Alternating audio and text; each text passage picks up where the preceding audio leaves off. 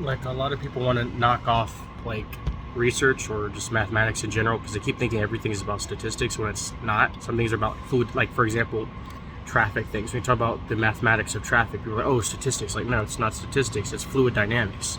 The same kind of engineering that goes into designing water systems, all right? It's the same stuff that works here. Like the way your blood flows in your body, it's not statistics, it's fluid dynamics.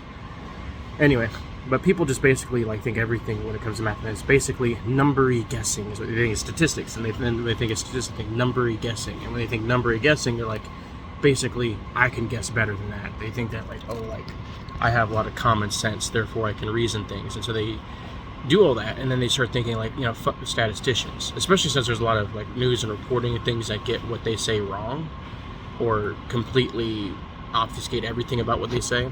Anyway, so to illustrate what people do wrong when they're thinking, it's kind of like saying that, with rounding, there's the halfway rule. Something's halfway, it rounds up.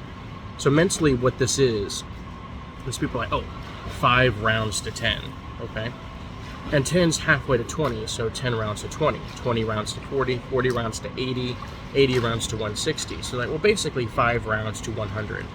Like, actually, I could say 5 rounds to 160, but I'm being very generous here by saying 5 rounds to 100. Therefore, I basically have 100 apples or whatever.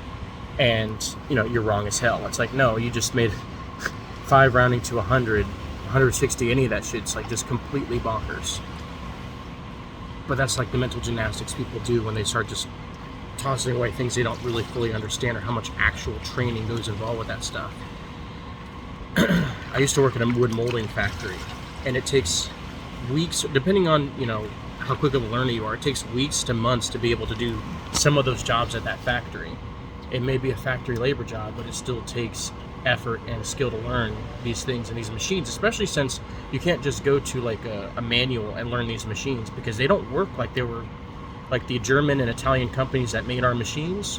They don't work like that anymore. You can go to the manual and learn some things, but you can't learn the manual how to use the machine, because they just have been so much wear and use and repairs over the time, and it's just gone through so much wear and use that it no longer works like the manual does, at least not completely. And not only that, but the manual focus on computer systems. None of our computer systems for those machines work. Everything's manual. You got to do everything by hand. So, for a lot of reasons, so even stuff like that takes weeks and months. I can't just walk up into a wood molding factory and say, you're a shitty ass blue collar worker, I can just do your job. Like, you can't. First of all, you just can't do the job. But second of all, you definitely don't want to do it for that kind of pay in 130 degree Fahrenheit weather. Yeah, 130 degrees. Wait, but Death Valley is blah, blah, blah. No. It's indoors. The sun bakes on the tin roof.